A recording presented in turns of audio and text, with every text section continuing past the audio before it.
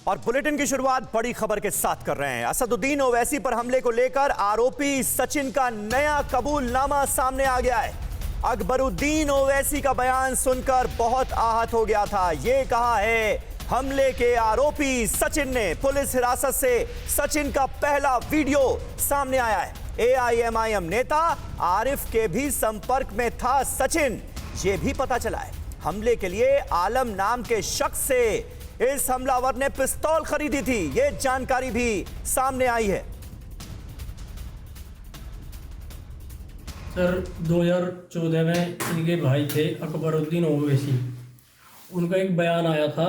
उन्होंने उसमें कहा कि भाई ये जो ताजमहल है और कुतुब मीनार है ये सब हमारे बाप दादाओं का है और तुम हमें यहाँ भगाने की बात करते हो। तो उस बयान को सुन के मैं जब से बहुत हर्ट हो गया, आहत।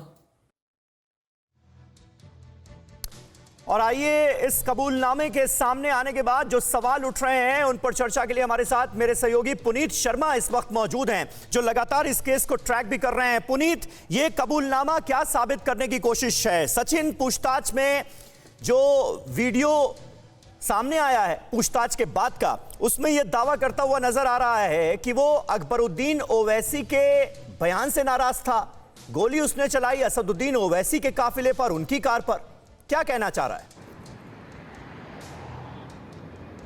जी बिल्कुल, जाहिर तौर पर सबसे पहले जो पूरी इन्वेस्टिगेशन हुई उसमें सचिन ने कबूल किया था कि उसी ने ओवैसी पर गोली चलाई। ये पहला मामला साफ हुआ कि गोली किसने चलाई। दूसरा वजह उसने बताई थी कि वो ओवैसी के उस बयान पर भी नाराज था जिसमें कहा गया था कि ये कब तक योगी मोदी रहेंगे, इसके बाद हम लोग आएंगे तब हम आपको देखेंगे। एक ये बयान, और दूसरा 2014 के उनके भाई अकबरुद्दीन ओवैसी का बयान जिसमें कहा गया कि ताजमहल और जो कुतुब मीनार है वो उनके बाप दादा का और वो इन्हें यहां से निकालने की बात करते हैं। तो इस बात से वो हर्ट हुआ था सचिन। ये जो तमाम बातें उसने कबूल की है और वजह बताई है पुलिस के सामने, जिसमें साफ करता हुआ नजर आ रहा है कि आखिर उसी ने ओवैसी पर हमला किया और हमले की वजह को भी बताया कि वजह क्या थी। और सबसे बड़ी बात यह है कि हमला जान से मारने की नीयत से था, क्योंकि जब वो गोली चलाते हुए ओवैसी के पास पहुंचा था तो ओवैसी ने उसको गोली चलाते देख लिया था और इसी वजह से ओवैसी अपनी गाड़ी में गेट की तरफ नीचे की तरफ बैठ गए थे। जिसके बाद सचिन ने गेट की तरफ नीचे की तरफ गोली करते हुए चलाई थी 3 गोलियां जो कि गेट में लगी भी थी और उसको लग रहा था, ये इल्म हो रहा था कि शायद ओवैसी मर गया और इसीलिए उसने भागने की कोशिश की।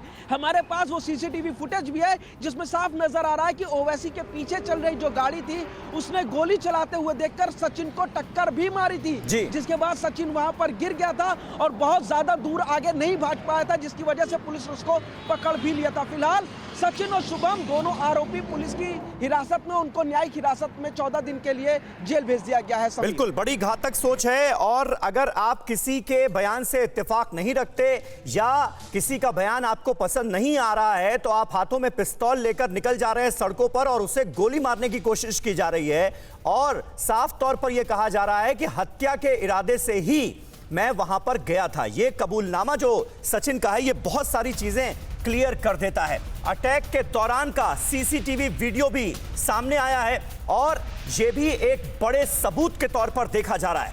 अटैक के दौरान का यह सीसीटीवी वीडियो हम आपको अब दिखाने जा रहे हैं। यह देखिए, गाड़ी से टक्कर लगने के बाद वहीं गिर गया था हमलावर और यह अलग एंगल का जो सीसीटीवी कैमरा है उससे जो तस्वीरें रिकॉर्ड की गई हैं ये इस वक्त हम TV9 भारतवर्ष पर आपको दिखा रहे हैं। इसमें हमलावर सचिन नजर आ रहा है और जिस तरह से अकबरुद्दीन ओवैसी की कार को जो शख्स ड्राइव कर रहे थे उन्होंने भी यह दावा किया था कि उन्होंने देख लिया हमलावर को गोली चलाते और उसके बाद उन्होंने गाड़ी से कुचलने की उसे कोशिश की, वरना न जाने क्या हो जाता।